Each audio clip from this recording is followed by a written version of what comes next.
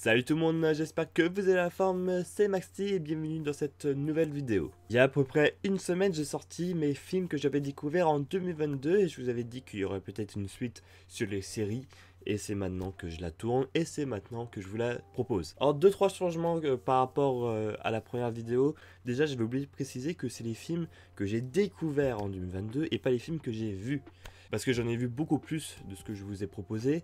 C'est vraiment les films que j'avais jamais vus et que j'ai découvert en 2022. Et là, ça va être pareil pour les séries. Aussi, je vais vous proposer avec une petite barre qui est juste là, à quel point j'ai aimé ou pas aimé la série. Plus elle est haute, plus ça veut dire que j'ai aimé, plus elle est basse, ça veut dire que je n'ai pas vraiment apprécié. La vidéo va être beaucoup moins longue parce qu'en 2022, j'ai vraiment regardé presque que des films et très peu de séries. Allez, c'est parti. Première série que j'ai vue en 2022, c'est sorti en 2022, c'est The Witcher saison 2. J'avais très peur parce que The Witcher saison 1 m'avait proposé un niveau assez moyen. J'avais eu assez peur, les voyages temporels, etc. C'était un enfer à comprendre. J'avais bien aimé, même si, même avec toutes les choses qui allaient mal, là la saison 2 est beaucoup plus claire, est beaucoup plus fluide. Ça fait du bien de voir un The Witcher comme ça. Du coup, j'ai vraiment surkiffé la série. Franchement, par rapport à la saison 1, c'est vraiment super top. Moi, j'ai trouvé Yennefer un peu absente de la série, c'est dommage.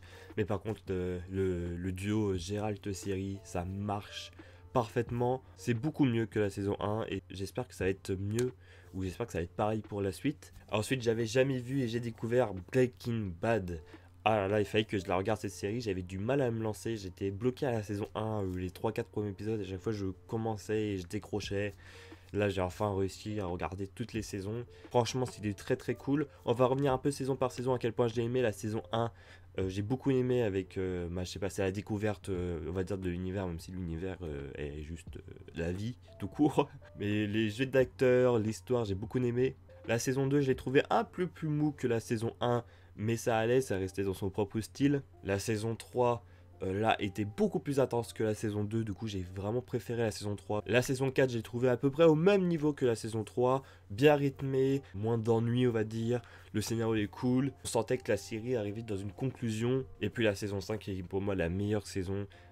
Franchement, l'état psychologique de Walter, j'ai adoré. Voilà, j'ai juste adoré. Je cherchais des mots compliqués, mais il fallait juste que je dise que j'ai adoré. La fin est très poétique et voilà, l'ambiance est géniale. Je suis content qu'ils ont fait une fin comme ça. Ils ont osé faire une fin comme ça.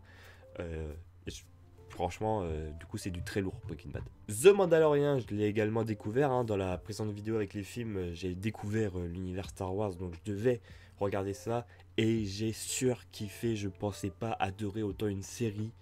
Je pense que ça doit être dans mes top séries. Je l'ai trouvé un style un peu à la The Witcher, le personnage un peu à la The Witcher, mais j'ai adoré le concept. Les épisodes sont assez courts, donc ça c'est cool. Le personnage est super attachant et je trouve le concept qu'on voit presque jamais son visage, c'est un concept que j'adore. Et je sais pas, ça te rentre dans un univers, franchement The Mandalorian, c'est une série que j'ai dévoré du premier épisode jusqu'au dernier. Pour pouvoir parler de la saison 2, je l'ai un peu moins aimé, mais bon, je connaissais maintenant c'était quoi, parce qu'au début je m'attendais vraiment à rien. Donc maintenant je connaissais, j'ai un peu moins aimé, mais la saison reste cool, avec du fanservice en veux-tu, en voilà. La fin est très puissante, mais bon, là, toute la saison est un peu moins impressionnant que la saison 1 on va dire. Mais franchement la série reste quand même une masterclass. Moon Knight, il y en a beaucoup qui n'ont pas aimé, moi j'ai vraiment adoré, je l'ai vu une deuxième fois, c'est la deuxième fois où j'ai vraiment vu que j'adorais. Pas adoré au sens The Witcher ou The Mandalorian, mais c'est vraiment une bonne série Marvel. J'ai trouvé qu'elle sortait un peu du lot. Après, pas tellement, ça reste du Marvel, ça sort un peu du lot en parlant d'autres sujets. Le fait que le personnage a plusieurs personnalités, le fait qu'il y a beaucoup de mystères et de questions dans la série, j'ai trouvé ça très osé. Ils ont réussi pour moi, pour ma part. Et j'ai vraiment envie de voir ce personnage dans l'univers Marvel, dans les Avengers, etc. J'espère qu'ils vont le faire et j'espère avoir une saison 2 de qualité. Je sais que beaucoup de gens n'ont pas aimé parce que c'est pas ce qu'ils attendaient. Je pense qu'ils s'attendaient à un truc beaucoup plus sombre, un truc beaucoup plus gore. C'est censé être le Batman un peu de Marvel. Moi, je connais pas ce perso, donc je m'attendais à pas grand chose. J'ai juste bien aimé le costume quand je l'ai vu la première fois. Mais c'était cool. Celle-là est dû sortir en 2021. C'est La Flamme, je l'avais jamais vue. C'est assez drôle, c'est assez court, donc ça c'est bien. J'ai dû prendre quand même 2-3 épisodes pour rentrer dans l'ambiance, pour comprendre l'humour des épisodes. Mais c'est assez divertissant, mais avec quelques moments que je trouve un peu lents. Mais sinon c'était assez drôle. Et puis du coup j'ai enchaîné avec Le Flambeau.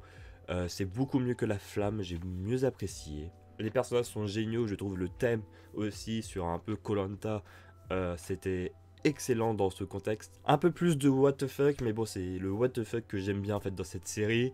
Et c'était très cool. Miss Marvel, alors je vous avoue que cette série je l'ai vue et je l'ai totalement oubliée. Et c'est dommage parce que j'attendais beaucoup de cette série, je me disais ça peut être intéressant de voir ce personnage dans l'univers Marvel, etc. Surtout qu'il y a un film The Marvels qui va sortir. Mais voilà, j'ai un peu oublié l'histoire, j'ai un peu oublié les personnages. Du coup, c'est vraiment que la série m'a pas marqué. Peut-être aussi parce que c'est vraiment, là, on sort du Marvel un peu plus classique. En plus, c'est une origin story, donc c'est des trucs on a revu.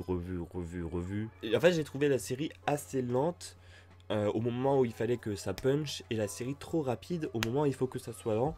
Du coup, ça fait des trous dans le scénario. Je sais pas si vous avez ressenti pareil en regardant cette série. Moi, c'est ce que j'ai ressenti. Mais je sais que la réalisation m'avait vraiment surpris avec le thème un peu plus manga. Ça, c'était une bonne idée. Et ça colle très bien avec le personnage. Et l'actrice est également parfaite tout pour son jeune âge. Donc, je trouve qu'elle a fait du taf. I Am Groot, moi, c'est une mini-série avec des mini-épisodes, mais c'est juste trop mignon. Les épisodes n'avancent à rien dans l'univers de Gardiens de la Galaxie, mais c'était quand même cool. Ça crée un peu plus de lien, on va dire, avec Baby Groot. Les épisodes sont beaux, ça c'est ce qu'on s'attendait. C'est beau, c'est mignon, voilà. Bon, je prends du temps à regarder cette série, hein. C'est Black Mirror saison 3, je l'ai fini en 2022. J'ai pas encore commencé la saison 4 ou quoi, j'ai eu du mal déjà à la finir. Avec dedans des bons épisodes comme Tais-toi et danse, avec un reste qui est assez bon. Je trouvais que le casting par contre de la saison 3 était parfaite. J'ai envie de voir s'ils ont continué sur un casting pareil sur les autres saisons. Peut-être un peu trop d'épisodes, c'est ça qui m'a fait décrocher. J'ai beaucoup aimé la première saison avec que 3 épisodes qui faisaient vraiment le taf. Je trouvais que ça suffisait, là il y a un peu trop. The Sandman. Je m'attendais à rien de cette série, ça allait. C'est une série tranquille, sans prise de tête, avec une histoire claire et précise. Je trouvais qu'il manquait quand même un peu plus de fantastique ou de fantasy. C'est quand même Sandman, c'est le monde des rêves. À part voir un dragon au premier épisode, peut-être au deuxième, hein, par-ci par-là. Je trouvais il fallait plus imaginer, il fallait faire plus de choses fantastiques, fantasy. Voyager dans, je sais pas, dans un univers coloré ou un univers très sombre. L'épisode bonus était assez cool et les personnages sont bons. Je pense qu'il y a un bon potentiel sur cette série, il faut juste qu'il exploite au maximum. Dahmer, hahaha. Je pense que vous avez tous entendu parler de cette série, c'est une série assez glauque. Je l'ai trouvé intéressant, mais un peu trop surcoté parce que je m'attendais vraiment à une série. En fait, je voulais un peu plus, quoi. Je trouvais la série trop lente dans certains épisodes. Je trouvais que Dahmer, des fois, il y a des moments où juste il regarde un mec, 20 secondes, ok, on sent du coup la folie un peu du personnage, mais du coup, quand tu regardes, t'as 20 secondes où juste tu vois quelqu'un regarder quelqu'un d'autre. Mais après, à part la longueur de la série, je trouve que c'était on va dire un documentaire, c'est une série, mais c'est une série documentaire assez cool. Avec, par contre, les faits sont très bien retransmis. Ça, c'était plutôt même flippant, je trouve. Oui, c'était assez cool, mais je trouve pas cool comme tout le monde n'a pu le prétendre. Alors, je l'avais oublié dans les films, donc oui, je vais les replacer ici parce que c'est des mini, en fait, court-métrage. C'était Werewolf by Night, style assez cool. Je suis content que Marvel il nous propose ces genres de trucs pour introduire des nouveaux persos ou des persos qui ont rien à faire dans le MCU. Voilà, un peu faire découvrir d'autres persos, c'est cool de faire passer comme ça. Ça propose quelque chose, c'est peut-être un peu court, mais encore ça passait parce que je trouve peut-être plus long, ça m'aurait saoulé. Après, c'est pas quelque chose qui nous marque forcément. Là, on commence à rentrer dans les masterclass, les anneaux de pouvoir, la saison 1, j'ai adoré cette série. Franchement, je m'attendais pas aussi bien, les personnages sont cool et intéressants. Beaucoup de mystères sur l'intrigue, c'est ça que j'aime aussi. À la fin, les mystères sont dévoilés et s'ils sont bien dévoilés, ça peut être une masterclass. La série est super belle, les images sont de qualité. La série est également cohérente. Le passé de la Terre du Milieu est super bien raconté, franchement. C'était un plaisir de retomber dans cet univers. Et après, s'il y a un petit défaut, je pourrais dire qu'en une saison, il ne s'est pas passé grand-chose. Orelsan ne montre jamais ça à personne. Saison 2, déjà j'adore Orelsan, donc c'est sûr que la série, je peux que l'adorer. J'ai trouvé beaucoup plus fluide que la saison 1, bizarrement. Bon, après, il n'y a que 4 épisodes au lieu de 6. Ce qui raconte, j'ai trouvé un peu plus intéressant, j'ai beaucoup aimé. Ça permet de raconter la création, le processus, les doutes d'un artiste. comment faire un album, alors que tu as déjà en fait une tête très connue, donc tu as peur de décevoir. Ça permet de ressortir tous les critiques, tous les folies d'Orelsan. Franchement, j'ai adoré. Il y en a beaucoup qui ont également adoré, que ce soit que la saison 1 ou la saison 2. Si vous ne l'avez jamais vu, je vous invite à aller le voir. On va baisser d'un temps avec She-Hulk. Je sais pas ce que Marvel a tenté de faire avec cette série. J'ai l'impression qu'il a tenté de faire plein de choses.